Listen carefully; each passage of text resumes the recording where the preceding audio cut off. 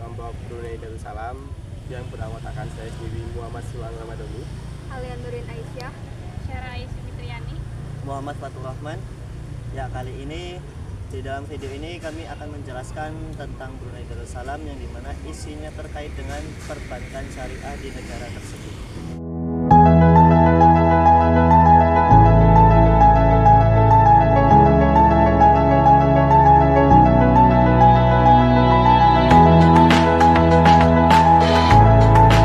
Fase Islamisasi Brunei Darussalam. Brunei Darussalam yang terletak di Pulau Borneo memiliki sejarah panjang dan kaya terkait proses Islamisasi. Proses ini tidak hanya mencakup dimensi keagamaan, tetapi juga memengaruhi aspek politik, sosial, dan budaya Brunei.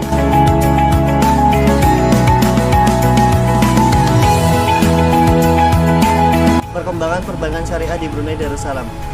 Bank pertama di Brunei itu berdiri pada tahun 1935 dengan nama Post Office Savings Bank yang telah berdiri sebelum masa kolonialisasi Inggris di Brunei. Selanjutnya pada masa kolonialisasi Inggris turut didirikan pula bank lain seperti Bank Hong Kong dan Shanghai pada sekitar tahun 1940-an. Dan lalu bank-bank ini didukung sepenuhnya oleh Inggris dengan menggunakan sistem perbankan konvensional yang didasarkan pada hukum Inggris.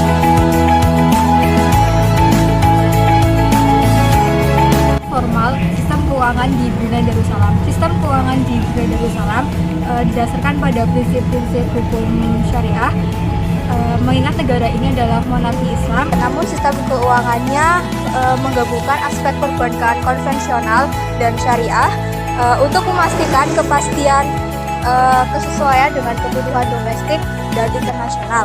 Berikut adalah beberapa aspek utama dari sistem keuangan legal yang ada di Brunei Darussalam. Yang pertama, hukum dan regulasi keuangan. Brunei memiliki kerangka hukum yang kuat untuk mengawasi dan mengatur sektor keuangan dengan regulasi yang diatur oleh beberapa otoritas termasuk Monetary Authority of Brunei Darussalam dan perbankan syariah. Yang kedua, ada perbankan konvensional dan syariah. Yang ketiga, ada kerangka hukum syariah seperti yang pertama, Syariah Financial Supervisory Board. Yang kedua, Undang-Undang Perbankan Syariah. Keempat, ada kebijakan anti pencucian uang atau anti money laundering atau Financial Intelligence Unit di AMBD yang bertugas untuk mengawasi kegiatan keuangan yang mencurigakan dan memastikan kepatuhan lembaga keuangan terhadap standar internasional dalam menangani kejahatan keuangan.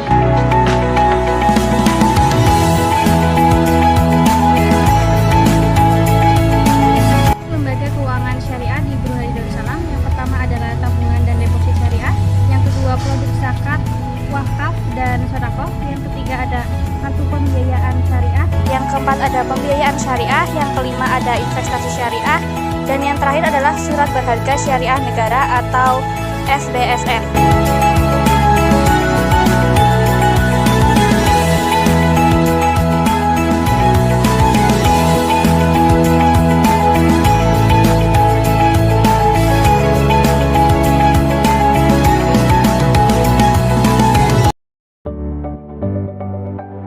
Brunei Darussalam hidup senang tanpa pajak. Hidup di Brunei Darussalam itu sangat menyenangkan karena tidak ada pajak, tetapi banyak fasilitas yang gratis. Gaji besar, biaya hidup murah, pendidikan dan kesehatan gratis menjadi keuntungan utama yang dinikmati masyarakat. Brunei Darussalam dikenal dengan kekayaannya yang terdapat dari industri pertambangan dan minyak bumi. Dan tak hanya itu, jika ada penyakit yang tidak bisa ditangani oleh kerajaan Brunei Darussalam, itu pihak kerajaan akan menanggung seluruh biaya perawatan di Brunei di luar negeri, dan pendidikan pun itu dimulai dari tingkat dasar hingga perguruan tinggi itu digratiskan. Dan di mana mahasiswa itu mendapatkan tunjangan bulanan sebesar 3,2 juta. Dan juga Brunei itu dianggap sebagai negara makmur dan bahagia serta menjadi tujuan pekerja Indonesia. Yang selanjutnya, Amerika Serikat telah negara yang dianggap gagal dalam memberantas perdagangan manusia. Keputusan ini diambil setelah adanya laporan tahunan dari Kementerian Luar Negeri Amerika Serikat yang menunjukkan bahwa negara tersebut tidak mengambil langkah yang signifikan dalam mengatasi masalah ini. Brunei selama 7 tahun berturut-turut tidak menghukum satupun pelaku perdagangan manusia, justru malah menghukum para korban yang berusaha untuk melarikan diri.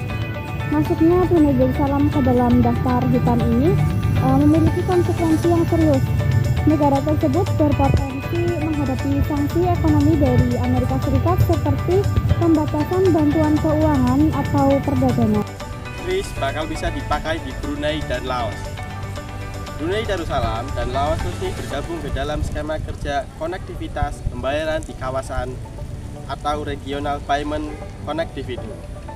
Bergabungnya kedua negara itu ditandai dengan penandatanganan amandemen Nota Kesepahaman NK oleh Brunei Darussalam Central Bank BDCB pada 29/2024 dan amandemen. Ekonomi Brunei Darussalam kecil-kecil cabai rawit dari Asia Tenggara. Meskipun negara ini tergolong kecil, Brunei termasuk dalam jajaran negara terkaya di Asia Tenggara dan dunia.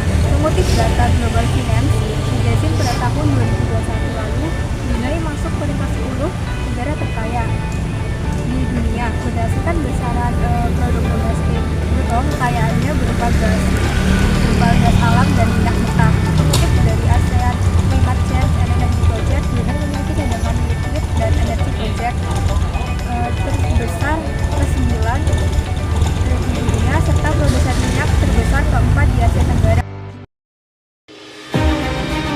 Analisis mengenai sebuah kasus yang ada di Brunei Darussalam.